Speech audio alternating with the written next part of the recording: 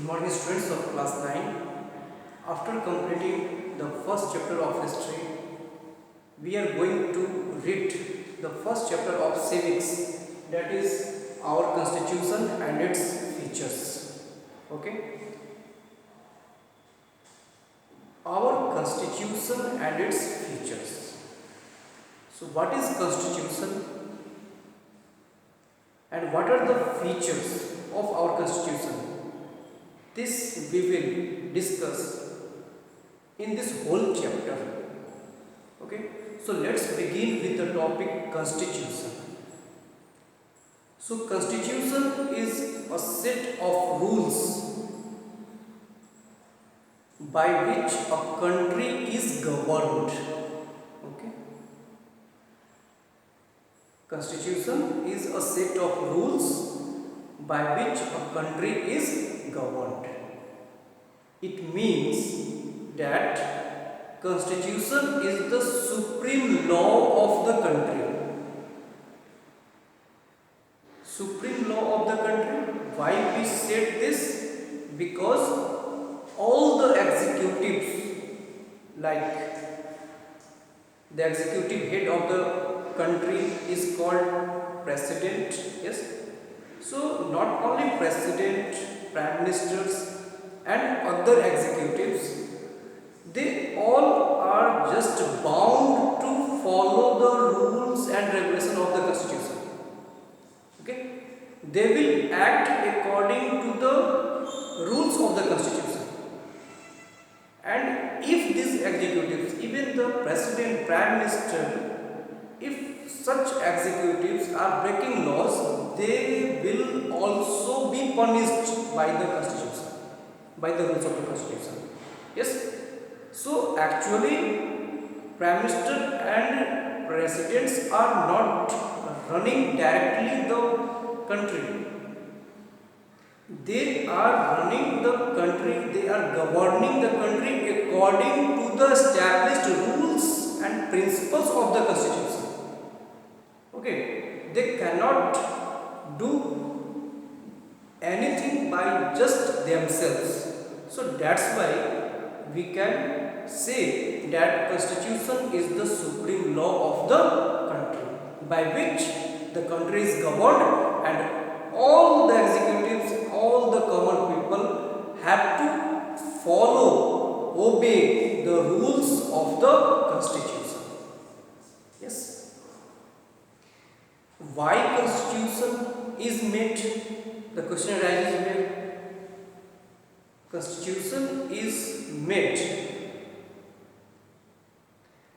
to promote, to bring law and order, to bring rule of law. Yes, rule of law, it means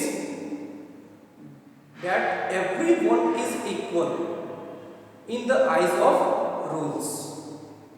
Yes, suppose a powerful person is committing any crime and a common person is committing the same crime, so both will be punished according to the same rule of the constitution. So both will be punished. Yes. So the rule is for everyone. So why we need constitution? So to bring a rule of law, that is, in the eyes of law everyone should be equal. That's why we have made constitution. Okay, and we have discussed that constitution is a set of rules, and rules are made for the betterment of the people. Rules are made for the peace and security, for the easy-going life. Okay, not to harass us, not to put us in difficulty. Okay, the rules are made for easy-going of administration, easy-going of life. That's why. Okay, and everyone is citizen of country, because we all are living in democratic world, and democratic world can have only the constitution, and equality is one of the important features of democracy. So that's why the constitution, we have made constitution, because as per the rules of the constitution, everyone will be treated equally. Yes, and all persons will be just following the same rules. All will be just treated according to the same constitution. Okay, now we are going to discuss about the some of the features, like we have been provided fundamental rights. So constitution defines our fundamental rights, fundamental duties, directive principles of a state policy. There are many things actually. Okay, and we will read one by one. Just I am giving you introduction of the first page of the chapter, in which in this way it has been said. Okay, then we all know that the head, the chairman of the drafting committee was B.R. Ambedkar. Okay, so he is called the father of Indian Constitution. So B.R. Ambedkar is called the father of Indian Constitution. Yes.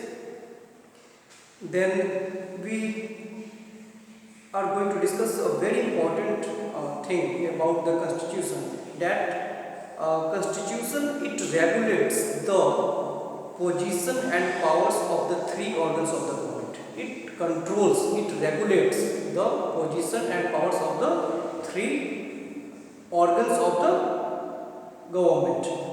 One thing we have discussed about the executives. The three organs of the government are legislature, executive, and judiciary. Okay, so these all three governments organs of government are controlled by constitution. Yes, our country is a federal country, but in our constitution federalism word has not been mentioned, but our constitution works on the principle of federalism. It means the sharing of power. Yes, federalism means sharing of power. So that's why our government has three organs: legislature, executive, and judiciary. And all these three are equally powerful. Okay, and that's why it is called horizontal power of division. Yes, because all three organs are equally powerful, and if these three are equally powerful, that's why they are in the position to control each other. Okay, so in the constitution, the rules which are written that say us that legislature can control executive. Okay, executive can control the legislature, judiciary can control the legislature and executives. So in this way all these three can control each other because they are equally powerful. Yes, and that's why it is also called check and balance system. Okay, because we all know that just we have discussed that constitution is the supreme law of the country. So no legislature, no executive, no judiciary is above the constitution. Okay, so in this respect we have also understood that why constitution is called supreme law of the country, because it controls the three organs of the government: legislature, executive, and judiciary.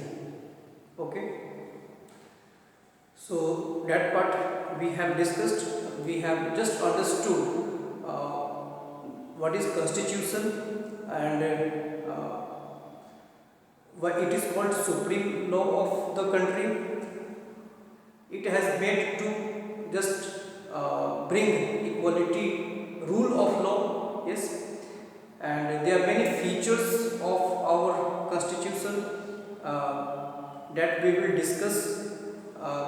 We have been provided fundamental rights, duties, directive principles of the state policy. There are many things in the constitution, okay, and all these things have been just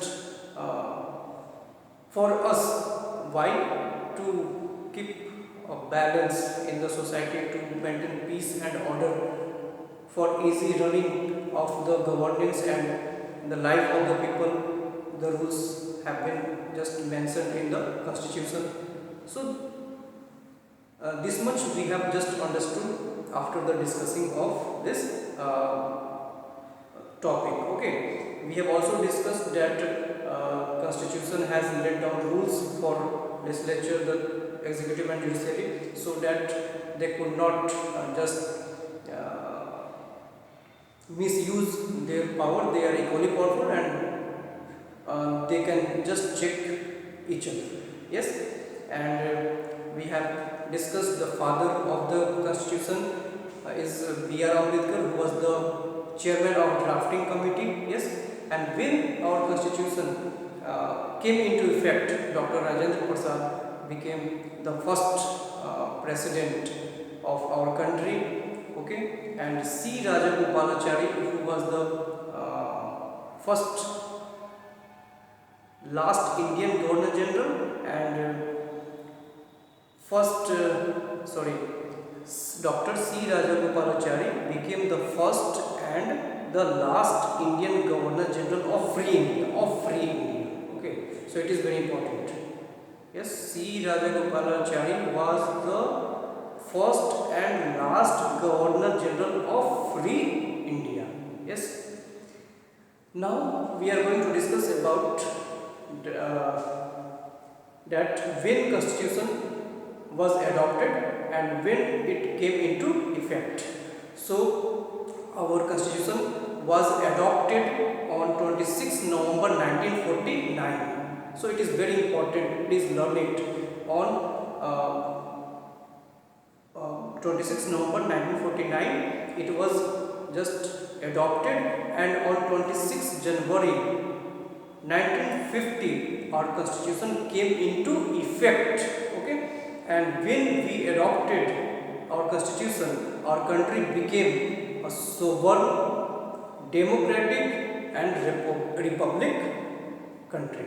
Okay, with its adoption, with coming into its effect, our country became a sovereign, democratic and republic.